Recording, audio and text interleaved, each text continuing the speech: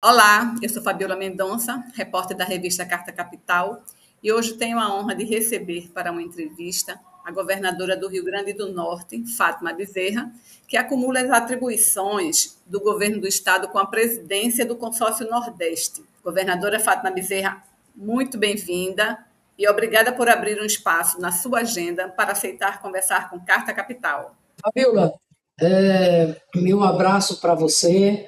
Para mim é uma alegria renovada estar aqui mais uma vez através da Carta Capital, podendo falar não só para o Rio Grande do Norte, mas para o Nordeste, para o Brasil e para o mundo, viu? Tá? Que bom. Então, governadora, queria começar pedindo para a senhora falar um pouco da sua atuação à frente do Consórcio Nordeste neste primeiro semestre, né, de 2024, com destaque para a transição energética, né, já que a região vem se revelando como um celeiro internacional na produção de energia renovável e hidrogênio verde. Pois é, Fabíola. Primeiro, assim, foi com muita alegria, né, que desde janeiro eu assumi exatamente a presidência do Consórcio Nordeste, obviamente com aval, né, de todo o colegiado dos governadores e governadoras que formam os 9 estados do Nordeste. O Consórcio Nordeste tem se revelado ao longo desse período. Ele toma corpo principalmente a partir de 2019 como uma ferramenta muito importante, na medida em que é um espaço, né, de defesa, né, dos interesses comuns, né, da região Nordeste. O Consórcio Nordeste ele se expressa com muita representatividade, com muita unidade política. Ele tem na sua estrutura e funcionamento as chamadas câmaras temáticas, que essas câmaras são formadas exatamente pelos nossos secretários de cada área, por integrantes da sociedade civil, e é nessas câmaras, Fabíola, que se dá exatamente o debate programático, né, para que a gente possa fazer a articulação política necessária do ponto de vista de fazer avançar os projetos de interesse do desenvolvimento do Nordeste. Segundo, veja, ele, no período anterior, ele cumpriu, né, uma tarefa política muito importante, que foi ter se constituído através da unidade dos governadores numa trincheira de resistência na defesa dos interesses da região frente àquele período que nós vivenciamos, de um governo federal de perfil autoritário, um governo que desprezava o diálogo, que o pacto federativo foi simplesmente abandonado, portanto, um governo de perfil obscurantista, aquele perfil negacionista, sobretudo nos tempos difíceis de pandemia. Eu estou colocando isso para, mais uma vez aqui, ressaltar o quanto o Consórcio Nordeste foi importante naquela conjuntura, e agora, igualmente, ele é muito importante e é muito bem-vindo. Quando agora nós temos um novo ambiente, né, com a eleição do presidente Lula, né, o país volta à normalidade do ponto de vista da democracia, traz de volta o diálogo, a cooperação através do Pacto Federativo, e é nesse contexto, portanto, que nós estamos cada vez mais motivados e confiantes do quanto nós vamos avançar exatamente nesse período. Ao longo desse semestre em curso, na condição de presidente do Consórcio Nordeste, nós elencamos algumas prioridades, Fabíola. A primeira delas foi dar um foco no PAC, o Programa de Aceleração de Crescimento, que voltou. Através do PAC, o governo federal está destinando cerca de mais de 700 bilhões para serem investidos nos 9 estados da região Nordeste. Parte desses recursos são oriundos do orçamento da União, mas parte desses recursos também virão das parcerias público-privadas através exatamente das empresas.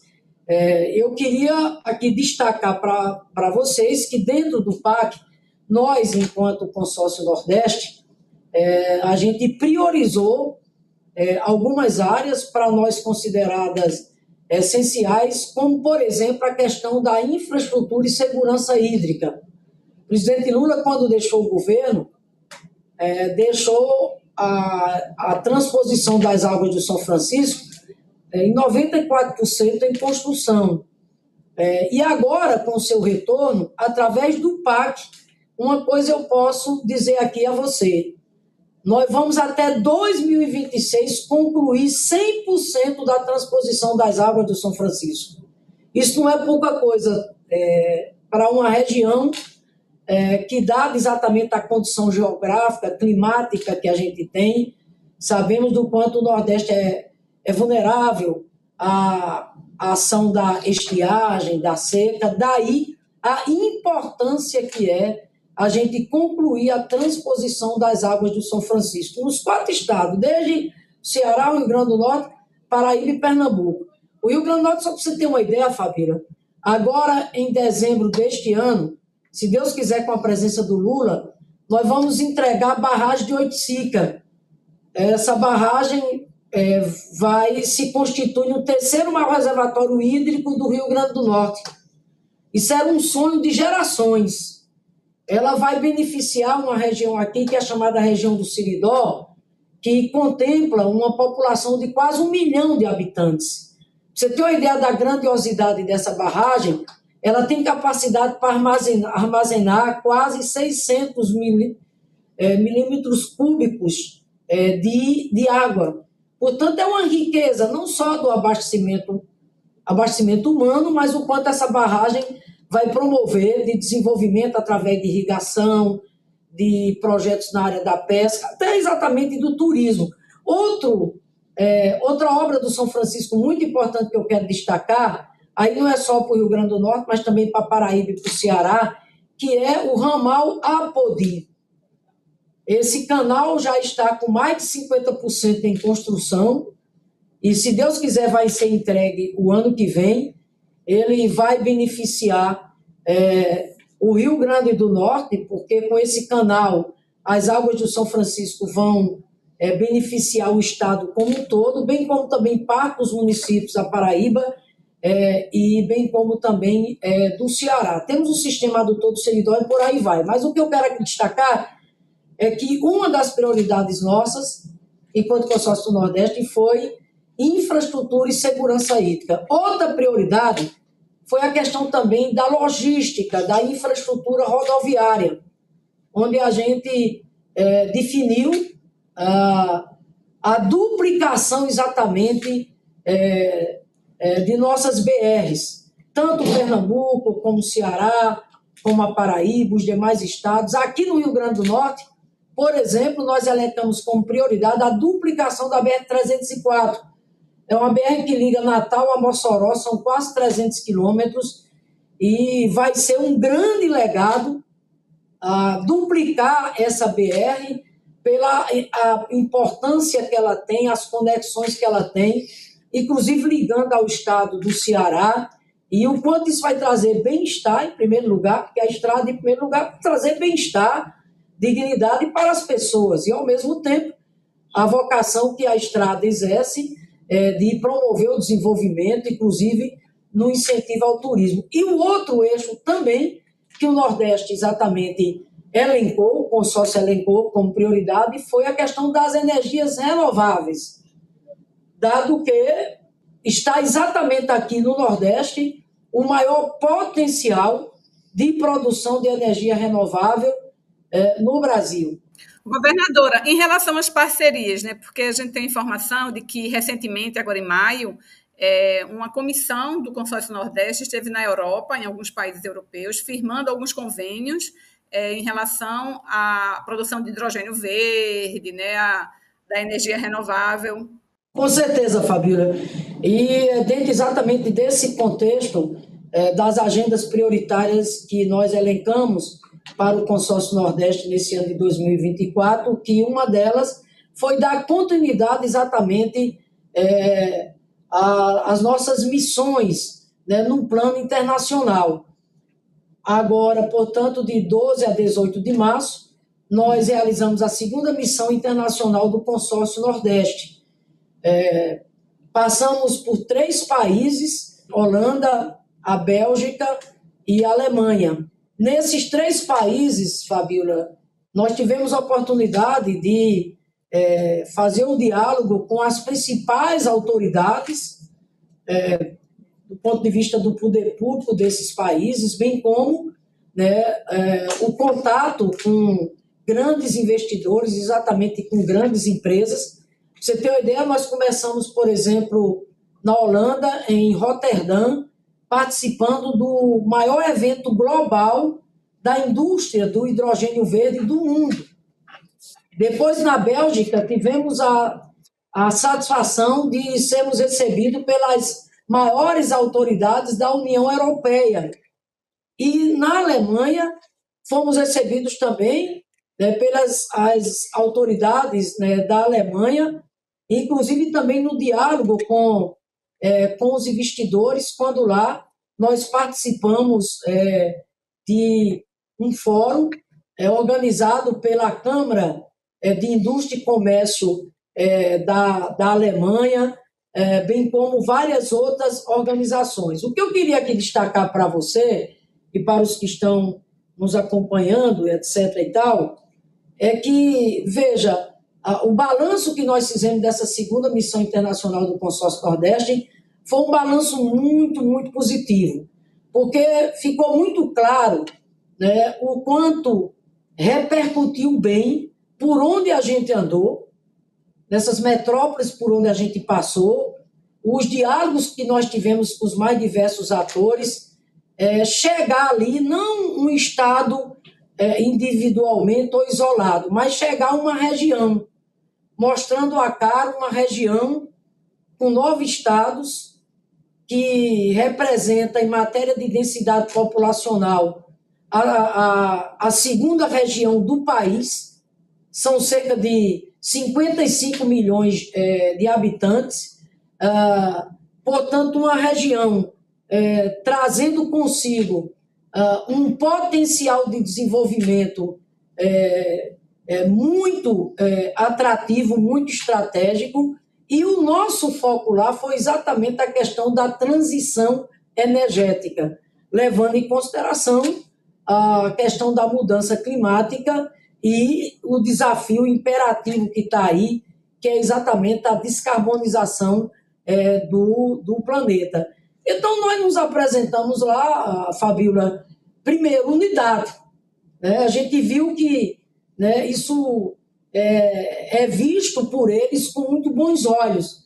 Chegar a uma região, muita unidade política, muita representatividade política, um potencial de desenvolvimento, né, extraordinário, e associado a isso algo fundamental, que foi, ao mesmo tempo, se apresentando que o Nordeste chegava ali unido com o Brasil. O Nordeste estava ali apresentando as suas potencialidades, buscando parcerias, buscando investimentos, mas, diferente do período anterior, a gente chegava ali em completa sinergia com o governo federal.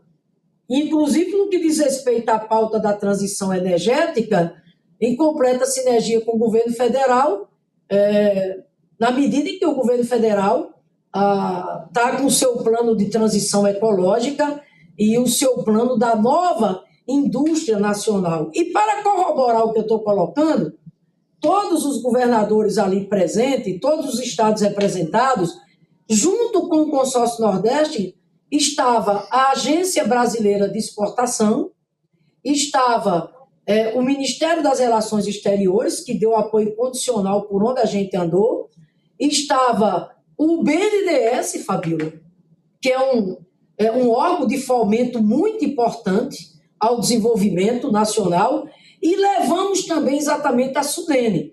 Então, o que o Nordeste estava dizendo ali para a Europa e para o mundo? Olha, a agenda da descarbonização do planeta, ela não tem mais volta. E o Nordeste está aqui se apresentando como a região que tem a melhor qualidade em matéria de recursos eólicos do mundo. Traduz o sol e o vento.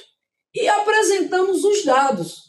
Eu dizia lá, olha, os senhores sabem que o Brasil ocupa um lugar de destaque no ranking a nível internacional, está entre os 5 países que detêm a maior produção de energia renovável, e sabe quem é o responsável, né, por esse protagonismo do Brasil? É o Nordeste. De 937 parques eólicos existentes hoje no Brasil, 827 estão no Nordeste, dos quais, inclusive, 295 estão exatamente no Rio Grande do Norte. Ao mesmo tempo, Fabíola, apresentando para eles que nós, os projetos em curso de desenvolvimento na área de energias eólica e solar, nesse exato momento, nós estamos já com um potencial de 37 gigawatts. E levando em consideração o que já está contratado, tanto para dar continuidade à expansão de energia eólica e solar, nós deveremos chegar nos próximos anos aí a mais de 300 gigawatts e, ao mesmo tempo, também já nos preparando para essa nova fronteira, que é o offshore, a energia no mar, combinado com a produção de hidrogênio verde e de seus, exatamente, derivados. Então, assim, o que eu quero aqui destacar é que, na verdade, né, o consórcio Nordeste chega, está entendendo, com muita credibilidade.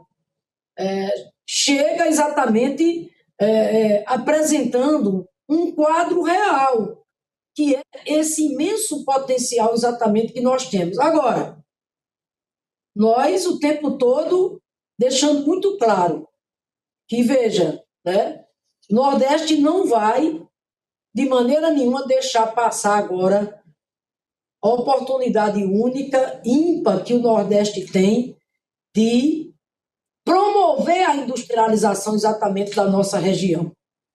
Na verdade, o sol, o vento do Nordeste tem essa qualidade em matéria de recurso eólico extraordinária, muito atrativa, competitiva, mas, sinceramente, Fabíola, nós estamos conscientes de que nós não queremos que esse ativo que nós temos simplesmente se resuma a gente exportar commodities ou a vender energia para fora. Não.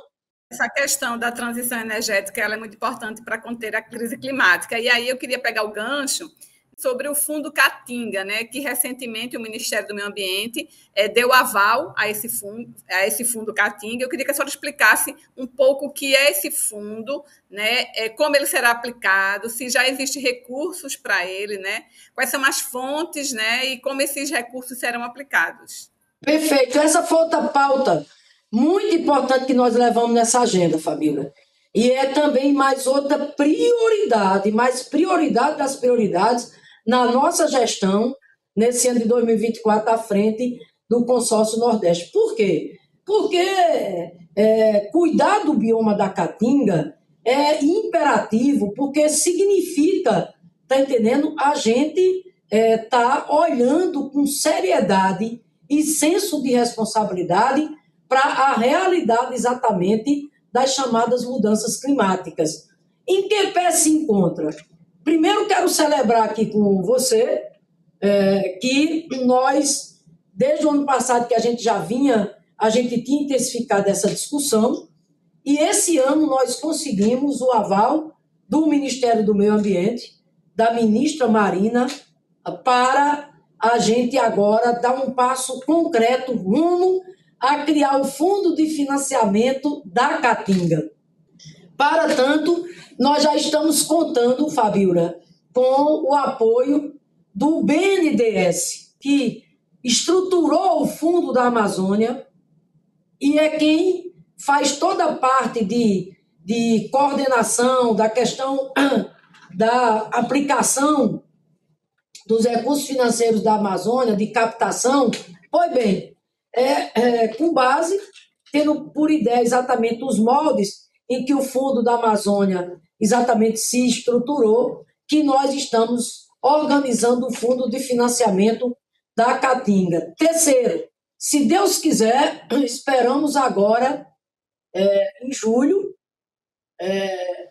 que o presidente Lula publique o decreto formalizando exatamente a criação do Fundo de Financiamento da Caatinga.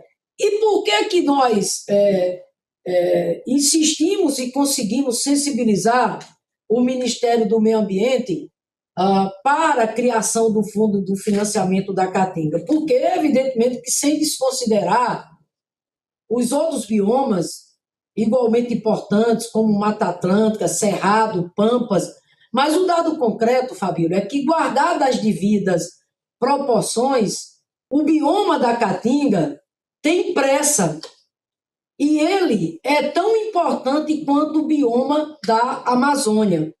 Traduzo, a Caatinga, que já foi assim tão maltratada, inclusive invisibilizada, desqualificada, porque durante muito tempo a Caatinga foi só sinônimo de seca, de fome, de estiagem, quando essa Caatinga tem uma propriedade assim imensa de resiliência climática e consigo ela tem um potencial genético de biodiversidade imenso. Daí exatamente a importância do fundo de financiamento. Por quê? Porque nós precisamos exatamente de recursos, de financiamento, para que possamos exatamente fazer as pesquisas necessárias, os estudos necessários para preservar a Caatinga, para combater, inclusive, o desmatamento pelo qual ela já passou ao longo, está entendendo, desses séculos. Já existe previsão orçamentária, governadora, para o fundo? Aí, veja bem, nós esperamos agora, como eu falei para você, agora no segundo semestre, nós queremos, porque nesse exato momento, depois que a gente teve o aval do Ministério do Meio Ambiente, e aqui eu quero destacar a sensibilidade exatamente da ministra Marina e de toda a sua equipe, foi formado exatamente um grupo conjunto com os nossos secretários da área do meio ambiente, do consórcio, junto com a equipe do Ministério do Meio Ambiente. Nós estamos agora só alinhando, atualizando os termos do decreto, para que, se Deus quiser, possamos, com a presença exatamente do presidente Lula, evidentemente, a gente formalizar a criação do fundo. Mas, respondendo a você, nós já estamos em busca desse dinheirinho. Tanto é que, na agenda da Europa, nós abrimos esse diálogo tanto com a União Europeia, como também com organismos exatamente de lá na Alemanha, buscando já exatamente isso, Fabíola, que é um apoio financeiro para o fundo. Governadora, um tema que tem a ver também com a questão climática é essa PEC da privatização das praias, E o Nordeste é alvo, porque o litoral nordestino é um cenário, é um destino internacional de turismo. E aí eu queria que a senhora falasse um pouco, o que representa os efeitos, de uma PEC como essa no Nordeste, no litoral nordestino, e falasse um pouco também dos projetos do consórcio em relação ao turismo. Olha, Fabíola, primeiro com relação à questão da PEC, essa PEC aí da privatização aí, tá entendendo? Isso é um desserviço, entendeu? Serviço. Completo desserviço ao Nordeste e ao Brasil. Eu espero, sinceramente, tá entendendo, que isso não prospere de maneira nenhuma. Digo mais, isso está totalmente em contrassenso o que está acontecendo exatamente no mundo, inclusive no Brasil.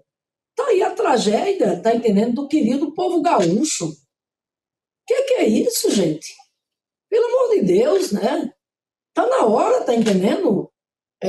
De se criar juízo, né?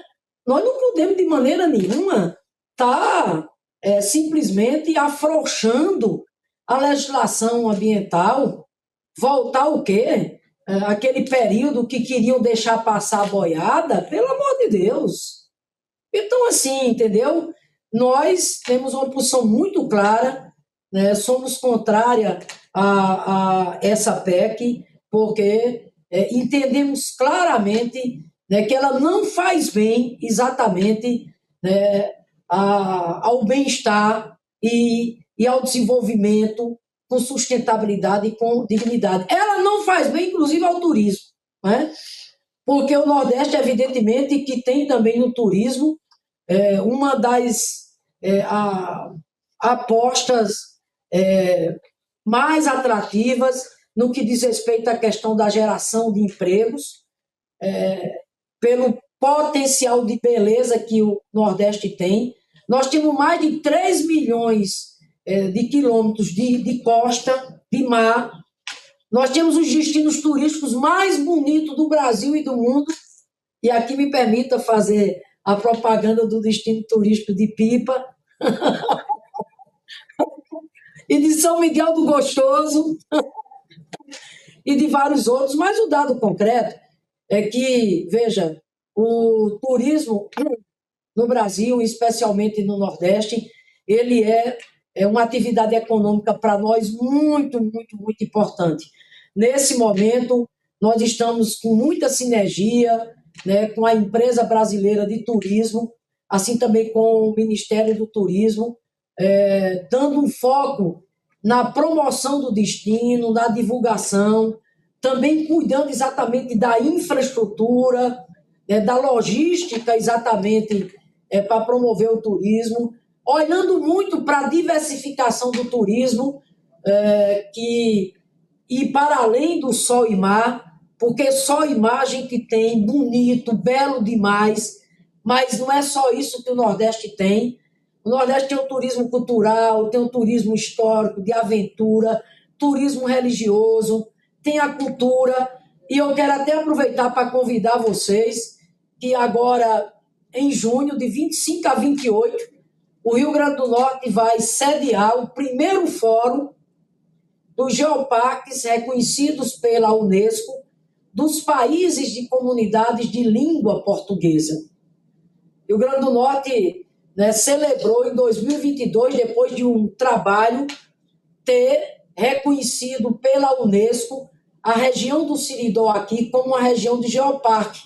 E desde então, eu abri essa discussão com os geoparques de Portugal e dos países lá de comunidade de língua portuguesa. A ideia pegou e agora nós vamos fazer o primeiro fórum de geoparques aqui exatamente no Brasil. Então, assim, Fabíola, eu acho que a pegada do turismo é muito importante para nós, no sentido de cada vez mais diversificar o turismo, inclusive apostando na interiorização do turismo. Daí a importância de você linkar, tá entendendo, com os investimentos na infraestrutura rodoviária, você linkar com a necessidade da gente ter bons equipamentos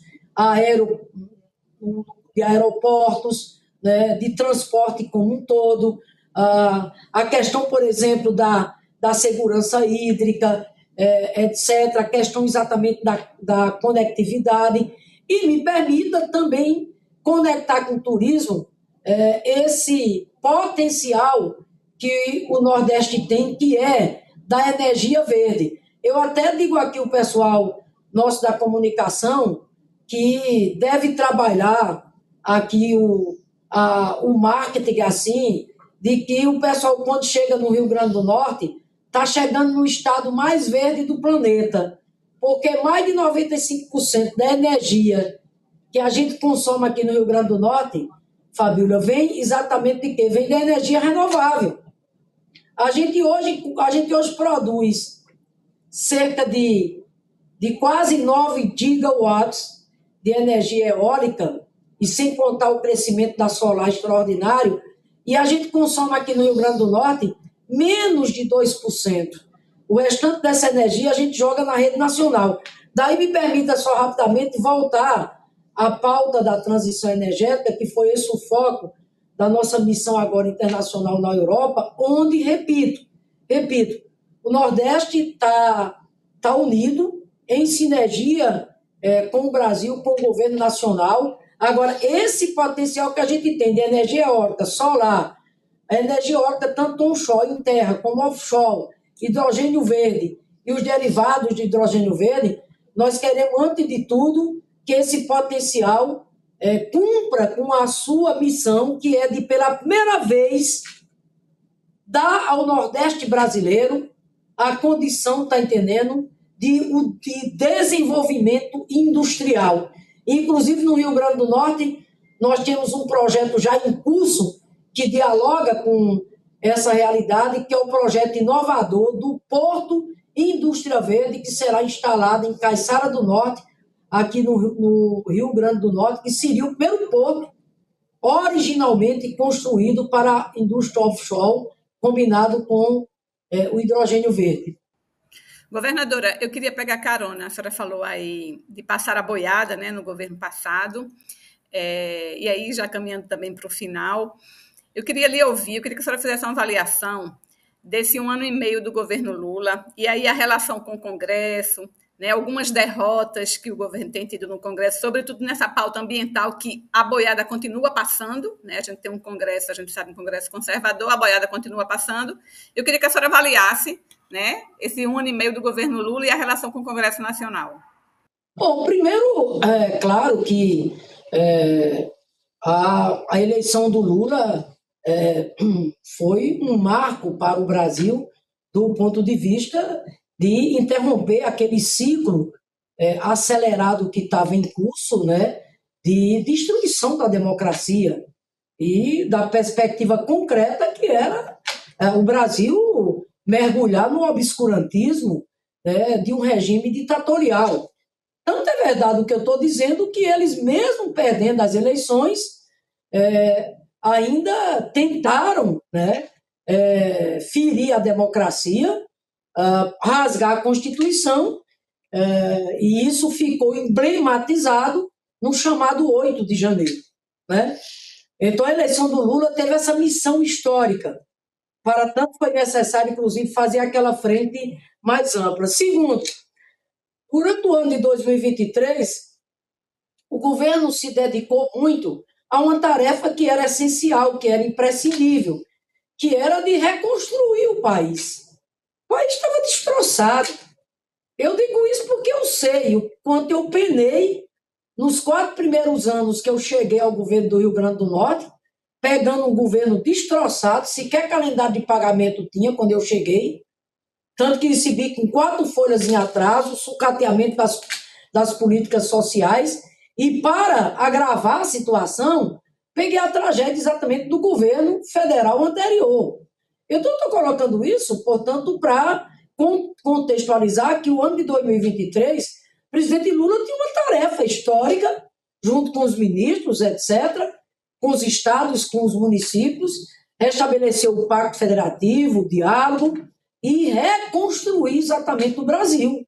As políticas sociais que foram seriamente danificadas. Eles praticamente destruíram a educação.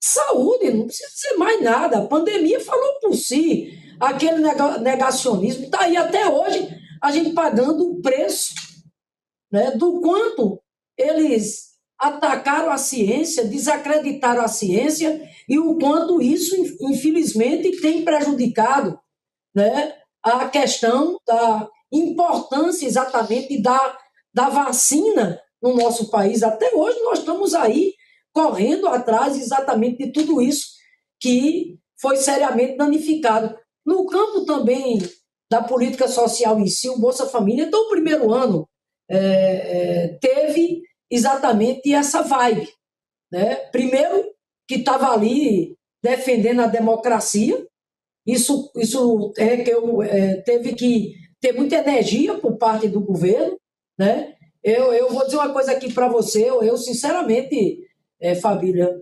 eu pensava que depois das eleições, enfim, a gente ia ter um período minimamente de respeito, tudo bem, oposição, direita, não esperava, tá entendendo, que em tão pouco tempo, mesmo o Brasil falando, as urnas, né, abertas, e mesmo assim viesse aquele 8 exatamente de janeiro. Né? Aquilo foi uma coisa de uma brutalidade imensa. E não dá para dizer que aquilo foi uma brincadeira. Foi brincadeira coisíssima nenhuma. Aquilo ali foi, sim, um atentado claro ao Estado Democrático de Direito. Né? Então, assim, o primeiro ano teve, repito, todo esse olhar voltado ainda, né, para a defesa da democracia e, ao mesmo tempo, de reconstruir as políticas sociais. E agora, em 2024, eu acho que tem uma coisa aí que torna esse cenário desafiador, que é, infelizmente, essa polarização exatamente que permanece. Né? Os que perderam as eleições, o chamado bolsonarismo raiz, fundamentalista, que aposta no quanto pior, melhor, e aí, infelizmente, sendo beneficiado com a má utilização, né, das redes sociais através da fábrica criminosa de fake news, de calúnias. Isso tem feito muito mal à democracia, muito mal ao Brasil e, evidentemente, que o governo tem enfrentado dificuldades, né, no que diz respeito ao apoio congressual. Até porque também a realidade hoje é bem diferente. Uma coisa, por exemplo, era os anos 2000, eu lembro, enquanto deputada federal, né, hoje essa realidade mudou completamente. Você não tem mais aquele presidencialismo de coalizão, né? O Congresso, de repente, avançou muito, né, do ponto de vista de prerrogativas, o uso desenfreado, está entendendo, dessas emendas parlamentares. E é evidente que, né, no geral, objetivamente, tem sim um grande desafio aí, que é um governo de perfil à esquerda, né, um governo de perfil progressista e um Congresso exatamente de perfil conservador, e bota conservadorismo nisso. Mas eu acho, sabe, Fabrício, só dizer aqui para você, eu acho que nós, mesmo assim, temos conseguido tocar o barco. Não foi pouca coisa o que o governo conseguiu aprovar no primeiro ano, e aqui destaco a questão da reforma tributária. E aí, claro, um destaque aqui para a habilidade do ministro Fernando Haddad, a firmeza, a clareza que ele tem, a credibilidade exatamente que ele passa, o trabalho de articulação política do governo. Não foi pouca coisa, repito, em meio a isso, né? Um Congresso muito mais voltado, como você mesmo está colocando, com esse perfil conservador. E alguns segmentos lá dentro do Congresso não é perfil conservador, não, é perfil obscurantista mesmo, né? E um governo que se elegeu com agenda progressista, né? Então tem aqui um choque aqui de debate, de discussão e de disputas exatamente permanentes. Mas por isso mesmo que eu quero dizer para você que eu acho que o governo, né, tem conseguido superar algumas dificuldades, aprovou muita coisa importante no próprio ano de 2023, sem contar a PEC da transição. E isso tudo também é preciso acreditar aqui a habilidade do Lula, né? Afinal de contas, o Lula é o Lula, né? Eu a gente, não é que nós estejamos aqui endeusando, mas o Lula é o Lula, ele, né, pela experiência, pela trajetória que ele tem, eu não tenho nenhuma dúvida, o amor que ele tem pelo Brasil, que é imenso, tanto é que em meio a toda essa dificuldade, veja, eu estou aqui dando essa entrevista hoje para você, né, o crescimento econômico continua, inflação controlada, né, desemprego cada vez mais caindo e o emprego crescendo, e celebrando, inclusive, já, né, não chegamos nem no final do segundo ano do governo, o Brasil já avançando, chegando agora já na 8ª economia do mundo. Ok, governadora, muito obrigada pela entrevista. Boa sorte aí no Consórcio Nordeste e no governo do Rio Grande do Norte. Um abraço para a senhora.